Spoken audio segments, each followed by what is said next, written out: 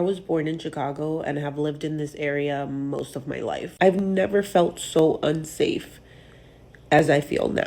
I had students today, we were dismissing, and ICE was around the school at dismissal time. So everybody scared, went back inside the building, and we had to figure out what to do with the kids. I have never been scared because of the color of my skin or because of my ethnic background until now. 20 minutes before dismissal, we were informed that there was significant ICE activity in the street right next to our school. I have lived in Chicago my entire life, and I have never felt more afraid. In my last video, I shared a bunch of footage of what ICE is doing in and around neighborhoods in Chicago. And a lot of those scenes were in the streets, these heavily armed, often masked federal agents terrorizing communities, sometimes near schools or churches. In this video, I want to take a different approach and share what the people of Chicago are saying from the relative safety of their homes. I looked out my window about 30 minutes ago and I saw a silhouette of people being thrown into a car across the street from the park from my house. I literally put my leg on as fast as I could and ran outside to try and stop them or something, do something, make commotion, make everybody know that they're here. And I wasn't fast enough. And so now I'm sitting on the swing at 11 o'clock at night because I'm scared that they're gonna take my neighbors when I sleep. This is so fucked up. It is racial profiling, plain and simple. And this heaviness that I'm seeing in the neighborhoods, it's almost like a stress blanket that feels like 20 pounds on your chest when you walk outside your home. People who look like me are not safe in Chicago. Don't come at me with that, well, if you're not here illegally, you have nothing to worry about. Shut the fuck up. You don't know what's going on. When these fucking ICE agents take the streets, they're not asking us for citizenship papers. They're not asking to see passports. They have attacked white U.S. citizens just for filming them. They threaten you. They try to intimidate you. I can't even imagine what they're doing behind closed doors in those detention centers. Truly, you see what they're doing in public view on all these videos going around social media. And who are these ICE agents? We don't know. We can't see them behind their masks. Federal judges requiring badge numbers. So that's something. But they have been given license by this government to do whatever they feel like doing. And so much of that violates due process. ICE was on my block this morning. They grabbed 2 landscapers, shoved them in a van. They have just regular unmarked cars. It was horrifying. It's it makes me sick to my stomach. My neighbors and I, we were all out on the street, filming. People were honking and trying to block their cars. They rammed a car with their car. They had huge assault rifles. They're fully masked. Also in camo. I don't understand how any of this makes anyone feel safer or better about where they live. Great, 2 landscapers were kidnapped off my block. That helps me a lot, okay? Childcare is fucked. Raising a kid in this country stresses me out every single day. Healthcare, garbage, can't afford anything, but okay, great. Thanks. I'm a 37-year-old first-generation Latina living in Chicago, and here are my thoughts on everything going on with ICE. First and foremost, I have never been scared because of the color of my skin or because of my ethnic background until now. There isn't one single day this week that I haven't left the house thinking, oh my God, what if I get stopped? I now have to carry my passport and my social security, okay, in addition to my real ID with me every single time I leave the house. And I am paranoid. I have been calling my husband. I keep him on speaker until I get to my destination because I am scared if I get pulled over or detained by ICE that no one's gonna know where I'm at. So my locations are shared with those that are close to me. I'm always on the phone with my husband. In addition to that, anytime I see an SUV in my rear view mirror, I'm literally scared. So what do I do? My thoughts are this: do I pull over or do I make a sharp left or right turn? I decided that if I make any left or right turns, I'm going to make them at a main intersection just because I have hopes that more people are going to be present. And if I do get detained by ICE, there's going to be witnesses, which is very important. So if you feel like you're being followed by an ICE person, just make sure you make a right or left turn in a main street with hopes that there's going to be people that are going to be able to. Just to pause here, these are the thoughts about which way to turn if an unmarked car is following. This is America in 2025. At this point, I think we're all well aware that this isn't something about our immigration status, our legal status. This is just something that has to do with our ethnicity. They don't want Latinos in this country, and it is so obvious. Jennifer writes in the caption, I don't know if you can see it here, hesitated posting this, but you know what? I will use my freedom of speech while I have it. I can't tell you how many. I've been watching a lot of these videos and how many of them have some version of that. I'm not sure if I should be sharing this story, or I hesitated to post this video, but I feel like I have no other recourse. And I think it's really important that we keep on telling these stories. And part of the reason that I want to put together this video is to share what I'm seeing out there, because these are firsthand accounts of what is really happening, the impact that it's having on people and communities. I'm going to put this up here. I don't know if you can see it, but if you can, screenshot it. These are real resources that you guys can access. But in addition to that, they gave us a whistle. This was very interesting. They told us that to keep this whistle and put it in your keys, okay?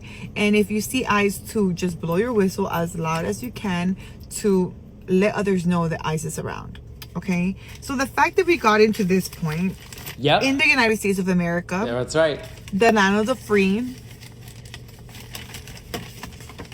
is just insane. I have lived in Chicago my entire life, and I have never felt more afraid than I do right now. And don't even come in my comment section talking about you live in Chirac. Chicago doesn't even meet the top 10 most dangerous cities in the United States. If you don't live in Chicago and you've never been to Chicago, you're being fed lies. There's crime everywhere, absolutely. But the amount of ICE agents that are out here taking American citizens. You might also find yourself in my comments saying, well, if you're an American citizen, you don't have anything to worry about. Let's be all the way effing for real. They're not taking people and asking them for their documents, for their paperwork, for their IDs. They're taking now and maybe asking questions later. All these videos that I'm seeing online, they are not asking questions. They are pulling people over because of the color of their skin, or the presumed ethnicity or national origin, and that's about it. My brother, who just got stopped by this morning as he was going into work, so I thought I'd share with you guys a little bit more on what they asked him before they let him go, in case it's helpful for someone else who is in a similar situation. Walking towards the entrance of his job, and then pulled up into the parking lot, kind of blocked him, started calling for him. He let them know he didn't want to engage or talk to them. They still kept following and like trying to get him to talk. They asked him for his ID, to which he said, I don't have my ID, I left it in my car. They then asked him, are you a U.S. citizen? He said he was, but he didn't have anything to prove that he was. So then they kept asking him, like, are you sure? He's like, yes. They were like, where were you born? He shared where he was born, and eventually they were able to let him go. But I think what I want to share that is important is, one, I mean, I'm like you guys saw, they're disguising themselves as construction workers. They had neon clothing and they had a straw hat. That's just horrible. Other thing is, they're going straight to the question of, are you a U.S. citizen or not? I'm gonna like drop below in the comments some pictures with like resources on your rights and what you can do if you are stopped. But honestly, if you're not a U.S. citizen, do not go outside. People who are helping deliver groceries, people who are helping like run errands, so that you don't go outside. But truly, like, they're everywhere, and they are racially profiling people. They're stopping anyone for no reason. And she is not the only one saying this. So many people are saying, don't go outside, stay inside, be safe.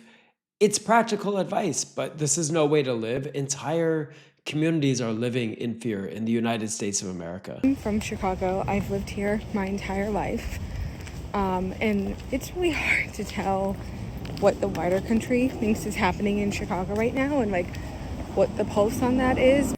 I can promise you that anything that you are seeing on the news or on social media or in person, it is 10 times worse. I know multiple people in like my community that have been taken, and it's just so, you know, sick and scary and like twisted, and seeing how that this will affect like people long term and for generations, and seeing that children are afraid to go to school. It's striking how many of the stories shared online are from teachers in Chicago. In education, this is going to be my 6th year. And today was the most heartbreaking day of my career so far. 20 minutes before dismissal, we were informed that there was significant ICE activity in the street right next to our school. Children that I love and care for, that I have devoted my career to serving. So today, I was prepared to get in the middle of an ICE agent and my kid, because I was born and raised in this country, so I'm a US citizen. I speak fluent English. I know my rights. The kids just want to learn. They just want to feel safe. And I just want to serve them. I never thought I would get to this point. And I was very hesitant to film a video about this because I didn't want people to assume that I'm doing this to martyrize myself or to exploit these kids' trauma or what have you. But it's to a point where what else can I do besides scream and demand that other people care and stand up and protect their kids? Because I really was prepared to get in the middle and potentially be abducted because of the level of privilege that I have. And it's scary. But then I think about my kids and their families and how much more scared they are. Teachers don't get paid enough for this. This is what our teachers are doing right now. Instead of teaching their kids, worried about protecting them. She makes a really good point about using privilege, and different people have different amounts of privilege, using whatever relative privilege we have to stand in the way of what is happening. I'm a teacher in Chicago, and this situation with ICE is really unfortunate. I had students today, we were dismissing, and ICE was around the school at dismissal time. So everybody scared, went back inside the building, and we had to figure out what to do with the kids. And it's just so horrible to think that I had so many kids crying because they didn't know if they were going to have somebody to come home to. And as teachers, we have to keep it together, but it's just seeing kids and kids crying, not knowing if their parents were okay. And it's just a really ugly world out here right now. And I wish that all my students had that security of knowing that they're gonna be okay. So just hug your kids a little tighter. My heart goes out to teacher Melina here and all of her students. You think about your school and what it meant to you as a child and the central role that a school plays in a community. The sense of safety has been ripped away. As ICE operations continue to ramp up in Chicago, I want to tell you a few things I have seen at my school just in the last week that are not normal and that we can never let ourselves get used to. It is not normal to receive emails from students saying, "I cannot come to school today because my parents have said I'm not allowed to leave the house." It is not normal to have kids drop out of clubs and extracurriculars because their parents have said that immediately after school they need to report home for safety. It is not normal for kids to skip a homecoming game because they think ICE might show up, because ICE has indeed been within a block radius of the school. It is not normal to be sitting in class and suddenly hear a ton of honking and beeping outside because there's an ICE vehicle right outside the school and people in the community are tailing that ICE vehicle and honking so that people can get to safety. It is not normal for kids to be witnessing, as they are walking to school, a vehicle pulling up and masked men jumping out. It is not normal for them to see someone kidnapped off the street or out of a parking lot and gone in under 2 minutes. It is not normal for teachers at the school to have to organize so that there's an adult on every block around the school at arrival and dismissal so that students can get home safely. It is not normal to overhear kids casually talking about the things they're not allowed to do before and just follow it up with, because of ICE. None of this is normal. It's completely horrific. The kids are afraid and often unable to go to school because of the government.